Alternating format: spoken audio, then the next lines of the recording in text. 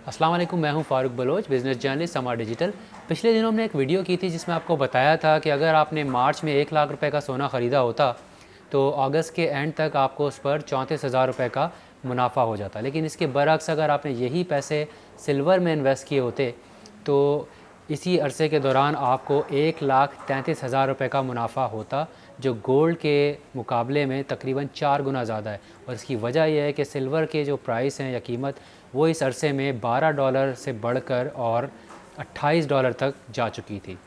लेकिन सिल्वर की trading gold की तरह नहीं होती, जहां कीमत में इजाफा ही आपका मुनाफा होता है। सिल्वर एक इंडस्ट्रियल मेटल है और इसमें इन्वेस्टमेंट के लिए आपको एक कमोडिटी एक्सचेंज की ज़रूरत पड़ती है, जैसे पाकिस्तान मर्केंटाइल एक्सचेंज, और वहाँ पर जाकर आप अपना अकाउंट खोलते हैं ब्रोकर के ज़रिए, और फिर उसी अकाउंट से आप सिल्वर और उस जैसी मज़ीद कई कमोडिटीज़ के जो फ्यूचर कॉन्ट्रैक्ट्स होते हैं वो ख़रीद लेते हैं और उसमें आप ट्रेडिंग स्टार्ट कर सकते हैं। और फ्यूचर्स की ट्रेड में एक दिलचस्प बात यह है कि जो भी कमोडिटी जिसका फ्यूचर आप ख़रीदना चाहते हैं उसकी असल कीमत का सिर्फ कुछ फ़ीसद आप पे करके, मिसाल के तौर पे 5 से 10% पे करके वो फ्यूचर आप बुक कर सकते हैं, और जो मुनाफा होता है वो उसकी असल कीमत में इजाफे के ऊपर आप ले सकते हैं। इस कॉन्सेप्ट को मार्जिन ट्रेड कहते हैं। मिसाल के तौर पे अगर आप गोल्ड का फ्यूचर ख़रीदना चाहते हैं और उसका जो मार्जिन चल रहा है वो 10% है, तो आप सिर्फ $200 की इन्वेस्टमेंट पे $2,000 की मालियत का फ्यूचर ख़रीद सकते हैं। अगर इसकी कीमत $2,100 हो जाती है और आप इसको बेचते हैं तो आपको $100 का मुनाफा मिल जाएगा, यानी $200 पे 50% मुनाफा। लेकिन इसके बरअक्स अगर इसकी कीमत गिर के $1,800 हो जाती है तो आपको $200 का नुकसान हो सकता है, यानी आपकी सारी की सारी इन्वेस्टमेंट डूब सकती है। इसीलिए फ़्यूचर्स की ट्रेडिंग को हाई रिस्क कहा जाता है। यूँ कह लीजिए कि ये हाई रिस्क हाई रिवॉर्ड वाला सीन है। और इसमें कितना रिस्क है और ये फ़्यूचर्स की ट्रेडिंग होती कैसे, एक्सचेंज कैसे काम करती है, और एक आम इन्वेस्टर इसके अंदर अकाउंट कैसे खोल सकता है, उसमें उसके लिए प्रोटेक्शन क्या है और रिस्क क्या है, ये सारी चीज़ों के जवाब हम जानते हैं managing director Pakistan mercantile exchange Ejaz Ali Shah साहब से। जैसा हमें पहले तो ये बताएं कि कमोडिटी एक्सचेंज होती क्या है और ये कैसे काम करती है। अच्छा, ये बेसिकली फ्यूचर्स एक्सचेंज है। तो फ्यूचर्स के कॉन्ट्रैक्ट्स हमारे पास हैं इंटरनेशनल कमोडिटीज़ में, जिसमें gold, oil, silver, currencies, copper और इस तरह की जितनी भी कमोडिटीज़ हैं उसके कॉन्ट्रैक्ट्स हमारे पास हैं। कैश सेटल्ड हैं। आप जब फ्यूचर्स में काम करते हैं तो आप मार्जिन पे काम करते हैं, तो एक सर्टेन मार्जिन दे के आप वो कॉन्ट्रैक्ट ख़रीदते हैं और फिर ख़रीदते हैं या बेचते हैं, आइदर वेज। और जब आप उसको सेटल करते हैं तो जो भी डिफरेंस इन प्राइस होता है उसका बेनिफिट आपको मिल जाता है। तो बेसिकली हेजिंग के लिए यूज़ किया जाता है एक्सचेंज को। और कमोडिटीज़ में क्योंकि प्राइसेस अप एंड डाउन होती है तो इंडस्ट्री अपने आप को हेज करती है उन कमोडिटीज़ की प्राइसेस से, तो उसके लिए लोग अपने कॉन्ट्रैक्ट्स वगैरह खरीदते हैं। सर, ये शेयर्स की ट्रेडिंग से किस तरह मुख्तलिफ है जो फ्यूचर्स की ट्रेडिंग है? नहीं, शेयर्स की ट्रेडिंग से तो ख़ासे मुख्तलिफ है। शेयर्स की ट्रेडिंग तो बेसिकली ये है कि आपने किसी कंपनी में जब आप कोई शेयर ख़रीदते हैं तो आप एक हिस्सेदारी ले रहे होते हैं उस कंपनी में। मगर यहाँ तो आप रिस्क मैनेजमेंट के रेफरेंस से कि भाई मेरी लेट्स से काम है किसी मुल्क में और मुझे वो पर्टिकुलर करेंसी की ज़रूरत पड़ती है और मुझे ये लग रहा है कि बाय द टाइम मुझे ज़रूरत पड़ेगी ये करेंसी बहुत महंगी हो जाएगी, तो मैं उसको कवर करने के लिए वो कॉन्ट्रैक्ट ख़रीद लेता हूँ कि ठीक है, अगर महंगी होगी भी तो मुझे वो डिफरेंस अमाउंट मिल जाएगा जो कि मुझे चाहिए जब तक मेरी ट्रांजैक्शन शुरू होती है उसके लिए। तो बेसिकली तो रिस्क मैनेजमेंट का टूल है जो कि आपको प्रोवाइड करता है एक्सचेंज, कि आप आके अपने रिस्क को यहाँ मिनिमाइज़ कर सकते हैं। ठीक है। ऑब्वियसली जब भी मार्केट्स होती हैं उसमें स्पेकुलेटर्स भी होते हैं। स्पेकुलेटर्स ये देख रहे होते हैं कि कौन सी कमोडिटी, ग्लोबल फैक्टर्स देख के they take an educated guess कि भाई ये कमोडिटी बढ़ेगी या ये कमोडिटी घटने के चांसेस हैं, और उसके हिसाब से वो मार्केट को स्टेबल रखते हैं। आप अगर कोई इसमें गैप्स होते हैं तो स्पेकुलेटर्स ही उस गैप को पूरा कर रहे होते हैं। ये कैश सेटल्ड है, एक सर्टेन प्राइस है, आपने वो प्राइस बुक कर ली है कि इस प्राइस पे मैंने ले लिया है, और वो प्राइस चेंज हो जाती है। लेट्स से आपने कोई चीज़ 1900 पे गोल्ड लिया और 1950 हो गया, तो ये, और 1950 पे आपने कहा मैंने गोल्ड बेच दिया, तो ये $50 जो आपका बेनिफिट है ये कैश में पाक रुपीज़ में आपको मिल जाएगा। बहुत ही हाई रिस्क है मर्केंटाइल एक्सचेंज कमोडिटीज़ की जो फ्यूचर्स की ट्रेड है, और कुछ लोग तो ये कह रहे हैं कि हमने सिर्फ पैसे लूज़ ही किए हैं। तो और वो ये कहते हैं it is better left to the traders के जो प्रोफेशनल हेजर्स हैं उन्हीं को करने दें, आम जो रिटेल इन्वेस्टर है उसको नहीं आना चाहिए। इस पर आप कोई कमेंट करना चाहेंगे कि आम इन्वेस्टर भी आ सकता है, इसमें अपॉर्चुनिटीज़ हैं कि वो भी पैसे बना सके? देखिए, पार्शली एग्री करता हूँ। देखिए, ये बात तो सही है कि ज़्यादा वॉलेटाइल है, रिस्की भी ज़्यादा है, क्योंकि अगर ग्लोबल फैक्टर्स इम्पैक्ट कर रहे होंगे किसी चीज़ को, गोल्ड की प्राइस है फॉर एग्जांपल, तो इसको ग्लोबल फैक्टर्स इन्फ्लुएंस कर रहे होंगे। ग्लोबल फैक्टर्स इन्फ्लुएंस कर रहे हैं तो ऑब्वियसली आपका फिर पोजीशन लेने के वक्त आपको ग्लोबल फैक्टर्स के बारे में आपकी नॉलेज होनी चाहिए, आपको पता होना चाहिए आगे क्या किस किस्म की सिचुएशन नज़र आ रही है और उसके हिसाब से ही आप उसमें पोजीशन लेंगे। तो अभी गोल्ड अगर बढ़ रहा है लेट्स से, तो ये कोरोना की जो फियर्स हैं उसकी वजह से लोग सेफ इन्वेस्टमेंट की तरफ जा रहे हैं, तो गोल्ड ने बढ़ना शुरू किया बिकॉज ऑफ दैट। तो ये क्योंकि ग्लोबल फैक्टर्स इम्पैक्ट करते हैं तो रिस्क केयर तो ज़्यादा है। मगर इसका ये मतलब नहीं है कि लोग काम नहीं कर सकते हैं। People who have that kind of knowledge, उस तरह की फिर आपको रिसर्च करनी चाहिए, उस तरह की आपके पास नो-हाउ होनी चाहिए। ब्लाइंडली अगर आप आके मार्केट डायल एक्सचेंज में काम करेंगे तो फिर तो आप आप सिर्फ रिस्क ही ले रहे हैं। It can work either ways, you can make money and you can lose money big time also. तो थोड़ा सा ये देखना ज़रूरी है। आपने मार्जिन ट्रेड की बात की, किसी एक कमोडिटी गोल्ड या सिल्वर से एग्जांपल दे दें इसकी।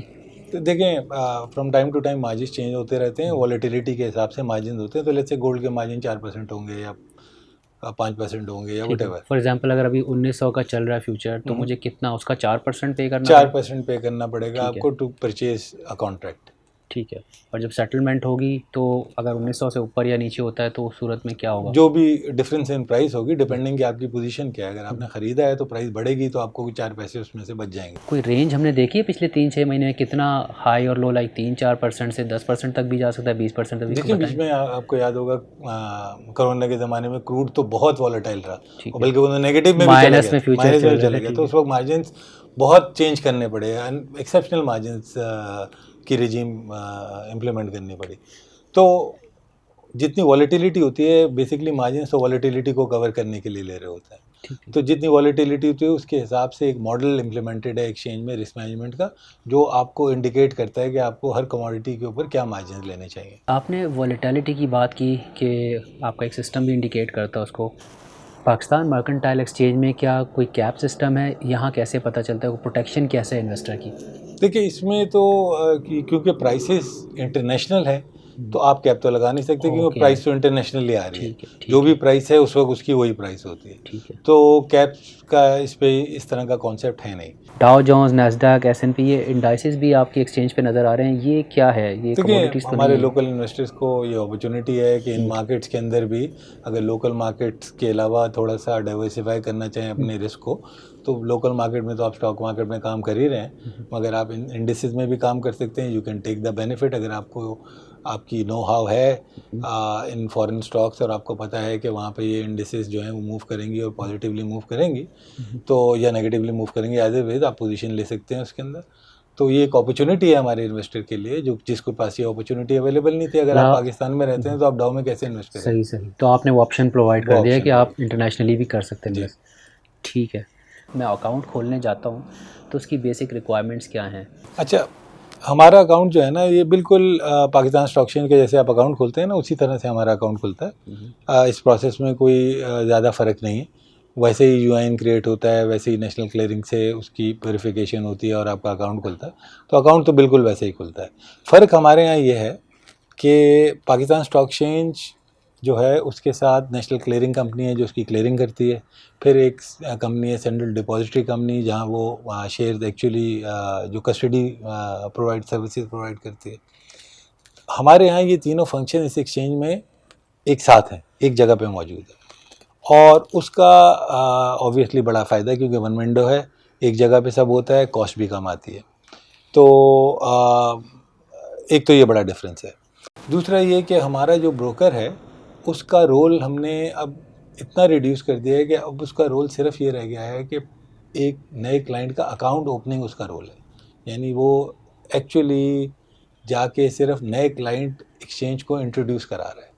इसके बाद once the account is introduce और आपका एक अकाउंट खुल जाता है, क्योंकि हमारा एक डिजिटल एक्सचेंज है, तो आपको एडवांटेज ये है कि आप सारी ट्रांजैक्शन एक्सचेंज के साथ खुद कर रहे होते हैं, ऑनलाइन कर सकते हैं। यानी सारे पैसे का लेन देन और सारी इन्वेस्टमेंट डिसीजन मेकिंग ये जिसका अकाउंट है वो खुद करता है, उसको किसी ब्रोकर की उसके बाद ज़रूरत नहीं रहती, और सारी रिस्क मैनेजमेंट जो है एक्सचेंज के पास है। एसेंशियली जो ब्रोकर है वो एक मार्केटिंग एजेंट रह गया है एक्सचेंज के लिए, कि वो नए क्लाइंट्स इंट्रोड्यूस करा रहे हैं, और क्योंकि क्लाइंट सारी डीलिंग एक्सचेंज के साथ कर रहे हैं, तो सारी रिस्क मैनेजमेंट एक्सचेंज के पास है। तो client is much more secure that way while dealing with the exchange.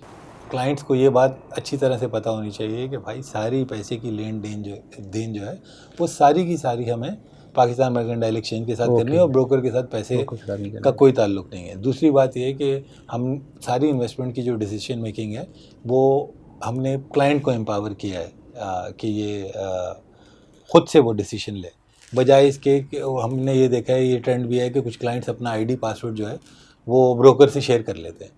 अच्छा, अब आपने ब्रोकर को दे दिया, ब्रोकर अब कंट्रोल में आ गया आपके अकाउंट के, वो आपके अकाउंट में बाइंग सेलिंग कर रहे हैं, अगर आपके लॉसेज हो जाएंगे तो फिर आपको प्रॉब्लम हो जाएगा। एज एन इन्वेस्टर मैं अगर पाकिस्तान स्टॉक एक्सचेंज में भी एक्सपोजर लेना चाहता हूँ और मर्केंटाइल एक्सचेंज में लेना चाहता हूँ, तो मुझे अलग अकाउंट खुलवाने पड़ते हैं। क्या ये पॉसिबिलिटी है कि दोनों कनेक्टेड हों, एक ही अकाउंट खोले और मैं दोनों जगह ट्रेड कर सकता हूँ? पॉसिबिलिटी से ज़्यादा ये एक इवेंचुअलिटी है कि देखें एक ही अकाउंट खुलना चाहिए, और उस अकाउंट को सब जगह एक्सेस अवेलेबल होना चाहिए, कि सीडीसी का भी और नेशनल क्लियरिंग अपना पीएसएक्स का भी, पीएमएक्स का भी, ये सारे अकाउंट्स ये एक जगह से खोले जा सकते हैं। और आई थिंक इस पे काम भी हो रहा है। ये जो इलेक्ट्रॉनिक अकाउंट ओपनिंग पे काम हो रहा है, इसके बाद ये पॉसिबल हो जाएगा कि इवेंचुअली सब इदारे जो हैं वो इस एक अकाउंट आपका बन गया और उस अकाउंट को यूज़ कर लें सारे, बजाय इसके कि क्लाइंट को बार बार अकाउंट खोलना पड़े। सो ये एक इवेंचुअलिटी है मेरे हिसाब से, और ये कुछ टाइम में अचीव भी हो जाएगा। जो शरिया कंप्लाइंट है ना, वो कहते हैं कि हमारे पास बहुत लिमिटेड ऑप्शंस हैं। तो स्पेशली गोल्ड की अगर बात की जाए तो वो ये कहते हैं कि जैसे आपने भी बताया कि आप कैश कॉन्ट्रैक्ट कर रहे हैं, उनका ये है कि हम नए यूनिट्स इशू नहीं कर पा रहे जो हमारे गोल्ड फंड्स के जो मेंबर्स हैं, क्योंकि जो है वो सिर्फ बिड्स आ रही हैं, ऑफ़र नहीं है। मतलब कि पीछे एक्चुअल फ़िज़िकल गोल्ड नहीं है, और शरिया कंप्लाइंट फ़ंड के तौर पे उनकी रिक्वायरमेंट के पीछे फ़िज़िकली गोल्ड होना चाहिए। तो वो इसके ऊपर कोई काम कर रहे हैं, बिकॉज़ वो फ़ंड जो है वो कहते हैं कि हम तो बैठ गए हैं इस चक्कर में।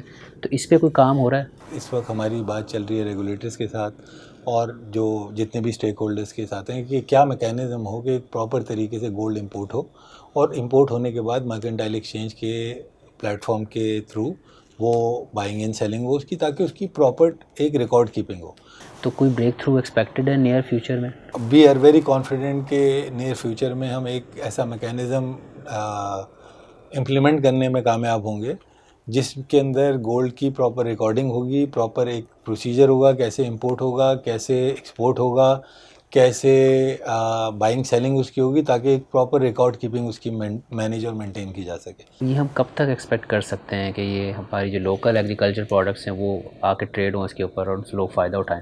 देखिए, ये बहुत इंपॉर्टेंट है कि हम अपनी लोकल कमोडिटीज़ को एक अच्छी मार्केट दे सकें और लोकल कमोडिटीज़ को बेहतर मैनेज कर सकें। नाउ एक्सचेंज तो जिस दिन से बना है उस दिन से रेडी है ये काम करने के लिए, मगर उसके अंदर कुछ प्रॉब्लम्स हैं। प्रॉब्लम्स क्या हैं? हमने इसके लिए एक आध पायलट प्रोजेक्ट भी किया। हमने रेड चिली का कुनरी के अंदर एक प्लेटफॉर्म बनाया, उस प्लेटफॉर्म के थ्रू हमने उसकी बाइंग सेलिंग शुरू की और कुछ अर्से तक वो प्लेटफॉर्म चला भी, मगर उसमें प्रॉब्लम ये है कि कुछ बुनियादी चीज़ें हमारे यहाँ मिसिंग हैं, जिसके लिए अब बड़ा सीरियसली काम हो रहा है। क्या चीज़ें मिसिंग थी? कि हमारे यहाँ कोई प्रॉपर वेयर हाउसिंग नहीं थी, कोई प्रॉपर क्वालिटी स्टैंडर्ड्स नहीं थे प्रोडक्ट्स के।